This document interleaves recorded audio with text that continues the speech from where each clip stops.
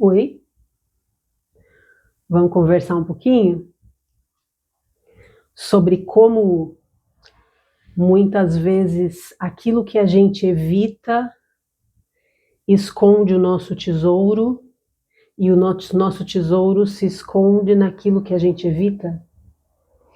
E aquilo que a gente evita frequentemente não são necessariamente as coisas mais difíceis.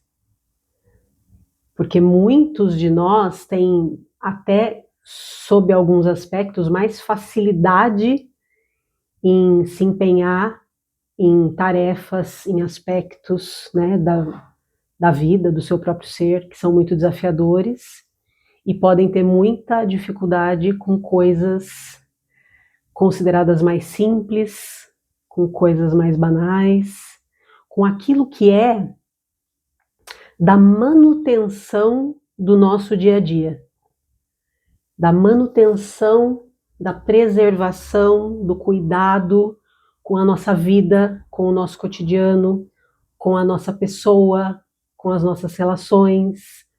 Enfim, as coisas mais difíceis e aquelas que parecem maiores, frequentemente não são as que vão causar grandes problemas, digamos, na nossa vida. E aquelas coisas com as quais a gente se esbarra praticamente todos os dias, que são muito da tessitura, da base da nossa vida, né? Da estrutura do nosso edifício, digamos assim, frequentemente são essas que vão nos fazer empacar, nos parar, nos causar muitas vezes anos, às vezes décadas, de um correr atrás do rabo no mesmo lugar, porque a gente procura fora, procura longe, procura em dimensões muito, né, estratosféricas, coisas que são muitas vezes, como eu falei, da tessitura da nossa rotina. O micro que constrói, é o micro que entope primeiro. E claro, evidente que isso muitas vezes pode escalar, né, e ganhar outras proporções. Mas é o micro. Se a gente quiser de fato saber onde está um nó, uma questão, mas se a gente quiser de fato saber, que eu estou dizendo aqui, é quando a gente chegou naquele lugar onde a gente não tem mais tempo para perder e a gente quer de fato resolver o que está fundamentalmente nos segurando, né? Nos travando, nos fechando, nos atrasando, nos restringindo, nos separando, enfim, e tantas outras, tantos outros desfechos mais, né, possíveis. E aí o que acontece? Em especial com aqueles de nós que ou somos mais mentais, mais cerebrais ou mais acadêmicos, ou já demos início a algum tipo de processo de autoconhecimento ou terapêutico. Como a gente acha que a gente sabe alguma coisa, que a gente já entendeu mais ou menos o que está acontecendo e para onde olhar, não raro isso nos empaca ainda mais e a gente fica ainda mais preso nos nossos conceitos, nas nossas ideias, nas nossas convicções, né, nos nossos ótimos argumentos que frequentemente temos e vamos descobrindo novos e novos e novos, na nossa frequente e às vezes frenética busca por respostas. A gente entra nesse movimento sem se dar conta, acreditando que a gente está buscando dentro. Porque eu tô, né, tô trilhando, né, o meu caminho. Eu estou estudando, eu estou fazendo processos terapêuticos, eu estou me conectando, eu estou buscando na reconexão ancestral, nas medicinas ancestrais,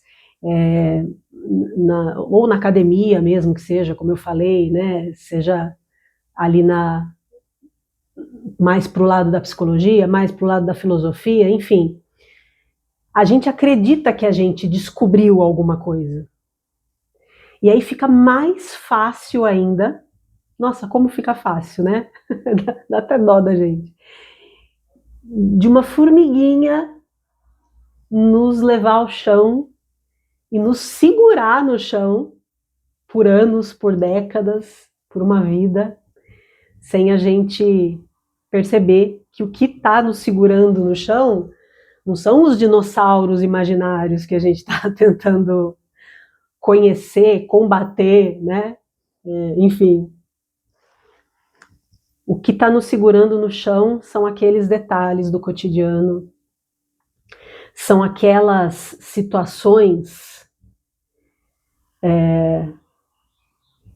que, como fazem parte da vida cotidiana, a gente supõe que é assim mesmo que devia ser. Né? Não, isso daí não tem nada a ver com o meu processo de cura aqui. Isso aqui são as minhas dificuldades do cotidiano. Mas as suas dificuldades do cotidiano são o seu processo de cura. E aí, provavelmente, a maioria de nós não vai ter uma situação só assim, né? Muito provavelmente serão várias. Mas eu arriscaria dizer que com um pouco de maturação desse contato com a gente mesmo, a gente consegue mais ou menos identificar entre essas muitas possibilidades, porque em geral são várias, né? A gente consegue identificar um ponto que eu não vou nem chamar de principal, mas um ponto com o qual a gente se esbarra todos os dias e às vezes em muitos momentos diferentes do dia. E se a gente estiver ainda mais consciente, ainda mais atento, isso a gente vai conseguir ali no segundo, terceiro, quarto, sei lá, momento, né? Não é de cara, provavelmente. Se a gente estiver ainda mais consciente, a gente vai conseguir perceber aonde essa situação do cotidiano com a qual eu me deparo, com a qual eu me debato, me esbarro, na qual eu tropeço, na qual eu caio, provavelmente, todos os dias, várias vezes por dia, se transfere também para outras áreas da nossa vida que parecem não ter nada a ver com aquilo. E aí, para isso, eu vou dar um exemplo pessoal. No meu caso, aonde eu vejo que está esse nozinho pequenininho, como eu disse, não vou chamar de principal, mas vamos dizer que ele é o tema, né? Vamos dizer que ele é o tema. Não vou chamar de principal, vou dizer que ele é o tema. A gente tem um tema. Eu arriscaria dizer que o nosso processo de cura individual, ele costuma ter um tema. E que esse tema se ramifica, né, em subtemas, se multiplica em subtemas, né? E fica, de fato, realmente muito difícil para nós saber. Porque a gente mexe em um monte de coisa e, frequentemente, a gente nota que ou não tem muito resultado, ou não tem resultado nenhum, ou tem resultados que não se sustentam. Né? E aí todo resultado que se sustenta, ele está no fim, é o pote de ouro no fim do arco-íris, de um processo de maturação. Então é evidente que nada vai acontecer do dia para a noite, né? Eu decidi que agora eu quero começar aqui buscar esse processo, mas para o fim do ano, tá bom? Porque eu tenho uma viagem aí para fazer, tô com umas coisas para resolver. Não é assim, né? Quiséramos, né? Quiséramos. E aí a gente passa por um processo sem mapa, frequentemente sem guias, frequentemente à custa da tentativa e erro constante, porque é isso que a gente vai dar conta de fazer, né? E esse processo, em geral, ele leva um bom tempo para começar a frutificar dentro de nós, na nossa vida, no nosso espírito, na nossa alma, né? No nosso coração. Ele vai levar o tempo do tempo.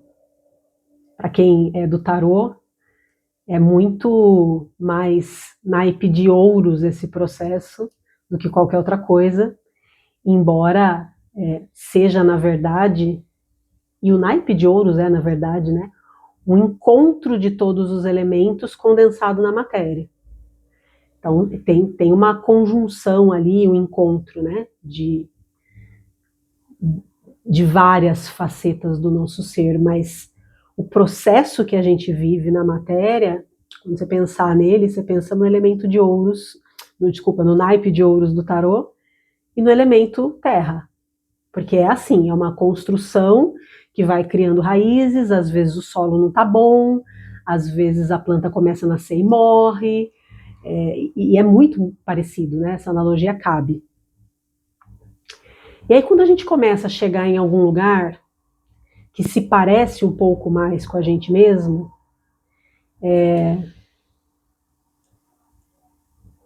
a sensação interna do nosso ser, ela fica diferente. O nosso comportamento no nosso cotidiano, e não com coisas gigantescas, fica diferente. O jeito que a gente acorda, o jeito que a gente vai dormir fica diferente. A nossa percepção da nossa saúde mental fica diferente. A maneira como a gente sente, ou não em muitos casos, mas nesse caso sim, a maneira como a gente sente afeição por a gente mesmo, pelo nosso próprio processo, pelas nossas próprias limitações, pelos nossos próprios tropeços. Parece que tudo é salpicado de um pozinho aromático, delicioso, de generosidade, compaixão e alegria, até às vezes por coisas que você ficou ali batendo cabeça e fez errado, como se de repente você olhasse para uma criança que está dentro de você, que não sabia muito bem o que ela estava fazendo, coitada, mas pelo menos ela estava tentando, e aí você desenvolve esse olhar amoroso, né? Você sai de uma postura de carrasco em relação a você mesmo. Enfim, aí eu dei essa volta, mas eu ia dizer que ia dar o meu exemplo, né? O meu pontinho como exemplo. No meu caso, o que eu fui descobrindo e talvez mais renegando do que descobrindo, para depois, mais ali na frente, ou muito lá na frente, chegar de novo nesse lugar, que de verdade eu sempre soube, é que eu tinha um problema sério, que a princípio eu identificava como um não gostar de rotina, das coisas do cotidiano, das coisas da repetição do cotidiano, né? E aí a gente vai aprofundando nesse olhar e nesse contato com a gente mesmo. E aí, em algum momento, eu comecei a perceber, e eu não me lembro exatamente de que jeito que eu nomeava isso para mim mesma, mas eu comecei a perceber que eu tinha um problema mesmo com estar na matéria, né? Com viver encarnada. E que para mim era muito fácil, e isso já tem muito tempo que eu sei, me refugiar, né, no mundo dos devaneios, no mundo das ideias. E aí eu sou uma pessoa que se dá muito bem com livros, eu sou uma pessoa que se dá muito bem com aulas e cursos, com workshops e vivências, com o processo de aprender de uma maneira geral, com o processo de criar de uma maneira geral,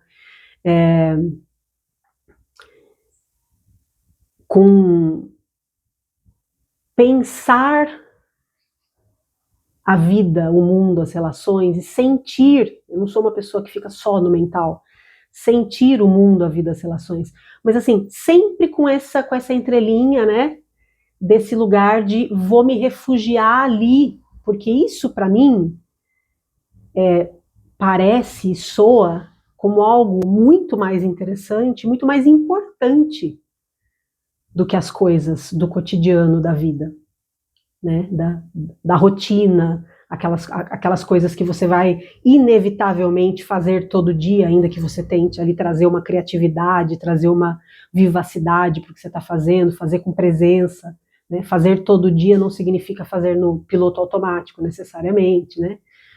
Mas para mim era assim, concorrência desleal, cotidiano de vida real, que eu não associava talvez exatamente a dificuldade com a rotina, e fica a dica, se você tem dificuldade com a rotina, aproveita essa gota de sabedoria aqui. Se você tem dificuldade com a rotina, você tem dificuldade com a vida encarnada na matéria. Porque dar manutenção na rotina e estar na rotina é o que de fato caracteriza a nossa sensação interna de estar vivos, de ser seres de carne e osso que vivem na matéria. Fica a dica, tá? Já dá uma investigadinha nisso, porque talvez você também possa chegar em algum lugar por essa porta. E aí eu sabia, para mim era óbvio, pô, o que é mais interessante, né?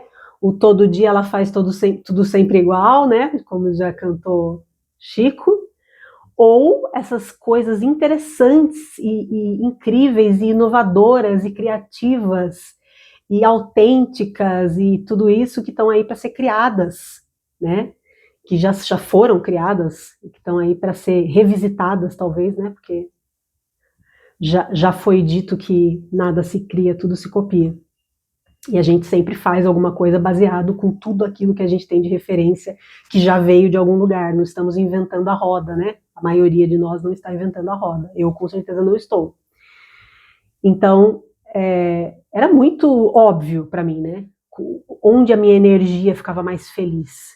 E veja, não significa dizer que a gente tem, então, que entrar nessa dicotomia que eu vivi a minha vida toda, de achar que é ou uma coisa ou outra. Isso também não era consciente, não era como se eu acordasse de manhã e pensasse assim, deixa eu ver o que eu acho mais interessante, me dedicar à minha rotina ou me dedicar às minhas ideias, criações e projetos. Não era isso, né? Mas é algo que está ali dentro de você, e aí você leva muito tempo, em geral, para perceber que esse lugar das criações, das ideias, do desenvolver, né, algo interessante para você que é maravilhoso, e a gente não só pode, como deve e precisa viver isso na nossa encarnação também, mas muitos de nós, eu inclusa, vamos percebendo que a gente usa isso como refúgio e como fuga. E que tudo que a gente converge de energia para esse lugar, a gente está roubando da sobrevivência. É como se a gente quisesse, sabe aquela história do que está na base da pirâmide, né? Como se a gente quisesse que a nossa pirâmide se sustentasse, e daí quando você olha, você descobre que, na verdade, ela não tem base. Ela vai se sustentar em quê? Né? O que vai fazer o restante ter uma força de vida real é essa base. E aí é todo um processo, que no meu caso foi muito inconsciente, muito orgânico, eu não fazia ideia que era para esse lugar que eu estava me direcionando. Todo um processo de você redirecionar a sua atenção para os lugares dos quais você tirou essa atenção, esse foco, né? Esse direcionamento de energia vital, esse direcionamento de presença, esse direcionamento do seu fazer mesmo, cotidiano muitas vezes, que no meu caso eu relegava para segundo, terceiro plano, né? Tirava dali assim, descaradamente, e para mim aquilo eu acho que algo dentro de mim se desassossegava com aquilo, mas ao mesmo tempo, como eu disse antes, para mim era concorrência desleal. O que você quer colocar sua energia? Nesse projeto aqui sensacional, super criativo, super interessante, nessa pesquisa, nesse estudo, nessa arte, né, que é a criatividade, como também já foi dito, é a inteligência se divertindo. Então, quem que não gosta, né? Principalmente se você já tem essa veia. E Eu tenho muito essa veia, não é uma coisa que eu tenho que tentar desenvolver, isso já está mais do que posto no meu caso, que acho que é o caso de muita gente que cai nessa categoria, né, de fugir da vida cotidiana. Então, assim, você acaba que não percebe, você sabe que tem alguma coisa ali, e no meu caso, eu acho que eu definiria esse alguma coisa ali muito como uma sensação de desconexão constante, da qual você tem sempre que estar se recuperando.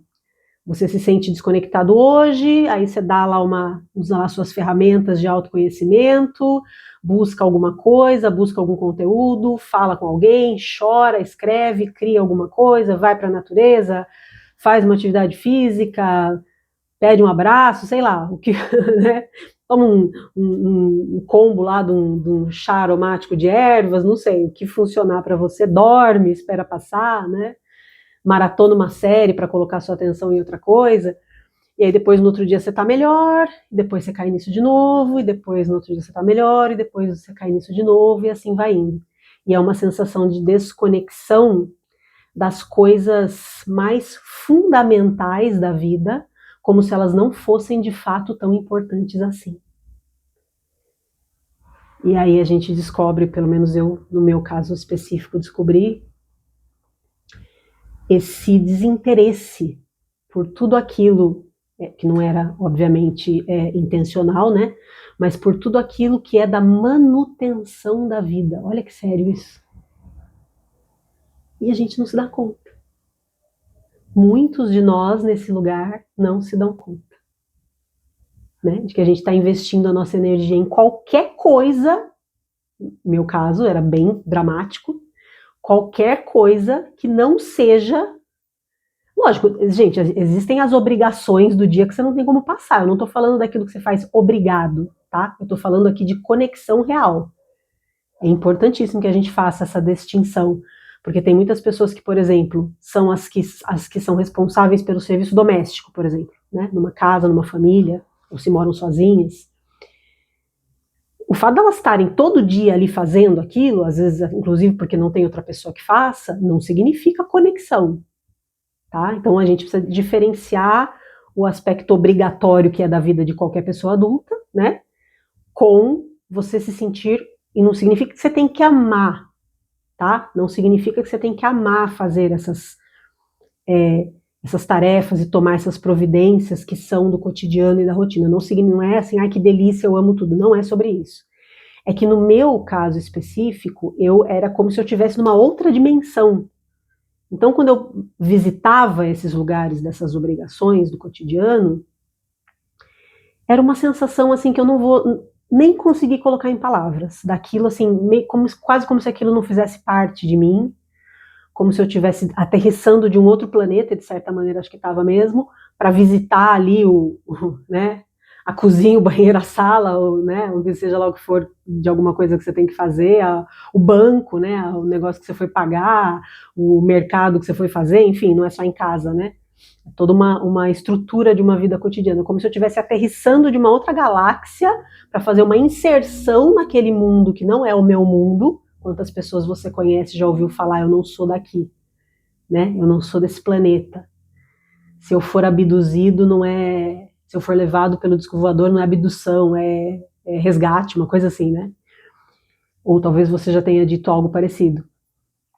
Então, assim, essa era a sensação, como se eu viesse de um outro plano, fizesse uma inserção naquele lugar que absolutamente não é o meu, fico ali o mínimo de tempo possível porque é desagradabilíssimo e me recolho de novo. E isso completamente inconsciente. Claro que se eu soubesse colocar isso em palavras do jeito que eu estou colocando agora, não teria durado tanto tempo, né? No meu caso foi de verdade uma vida mesmo, assim. E aí eu fiquei com muita vontade de compartilhar essa revisão, né? É um olhar de novo e um olhar talvez com outros olhos, talvez por outro ângulo, talvez de outra distância, talvez tudo isso, sobre como algo muito, muito, muito simples, em que você se esbarra todos os dias, e aí eu dei esse meu exemplo, mas pode ser várias outras questões do seu relacionamento com você, do seu autocuidado, do seu relacionamento com pessoas, do seu relacionamento com o meio, né? No meu caso, o meio sendo tudo da vida encarnada. Acaba se estendendo a pessoas também, mas é mais profundo do que isso, porque era geral, né?